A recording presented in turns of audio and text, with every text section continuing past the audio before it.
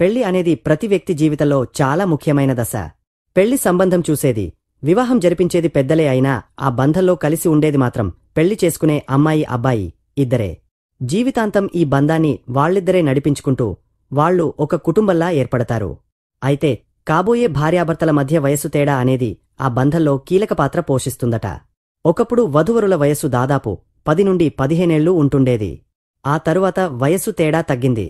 ఇప్పటి జనరేషన్లో అయితే సమవయస్కులను పెళ్లి చేసుకోవడానికి ఆసక్తి చూపిస్తున్నారు. ఇలా చేయడం సరైనదేనా? చాలా బంధాలలో గొడవలు ఎందుకు వస్తున్నాయి, వయస్సు కారణంగా గొడవలు జరుగుతున్నాయనే మాటల్లో వాస్తవం ఎంత ఉందో తెలుసుకుందాం. అబ్బాయి లేదా అమ్మాయి మధ్య సంబంధం ప్రస్తావనకు వచ్చినప్పుడల్లా మొదట ఇద్దరి వయస్సును అడుగుతారు. భారతీయ సమాజంలో అమ్మాయి పెళ్లి వయస్సు అబ్బాయి కంటే తక్కువగా పరిగణించబడుతుంది. అంటే అమ్మాయి కంటే అబ్బాయి పెద్దవాడై ఉండాలి.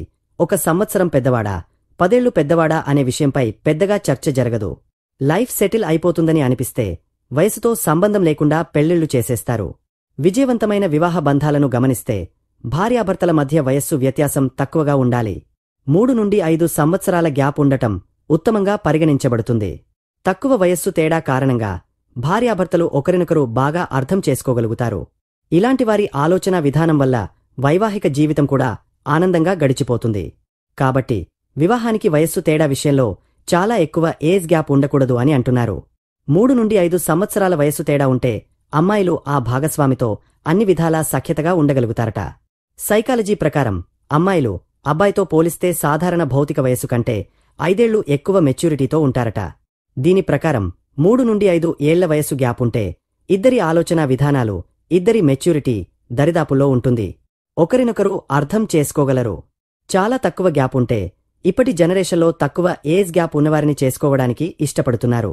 దీనికి కారణం విద్య, ఉద్యోగం. అయితే సమవయస్కులు అంటే కేవలం నెలల గ్యాప్ ఉన్నవారు పెళ్లి చేసుకుంటే వారి బంధం త్వరలోనే బద్దలైపోతుంది. ఏదైనా వాదన వచ్చినప్పుడు నువ్వేమైనా పెద్దవాడివా అనే ప్రశ్న, నువ్వేమైనా చిన్నదానివా అనే ప్రశ్న అమ్మాయి అబ్బాయిల ఇద్దరి నుండి వస్తుంది. దీనివల్ల ఇద్దరికీ గొడవలు ఎక్కువ ఉంటాయి. కెరీర్ గురించి, భవిష్యత్తు గురించి సరైన ఆలోచన, ఏకీభావం లేకపోతే తక్కువ ఏజ్ గ్యాప్ ఉన్నవారి మధ్య గొడవలు, విడిపోయే అవకాశాలు ఎక్కువే.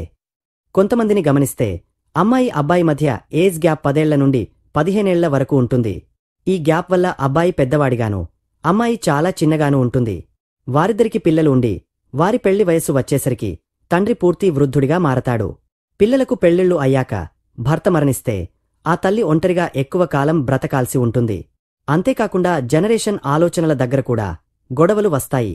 ఇవని దృష్టిలో పెట్టుకుని అమ్మాయి అబ్బాయి మధ్య వ్యత్యాసం 3 నుండి 5 ఏళ్లు ఉండేలా చూసుకోవడం శ్రేయస్కరం.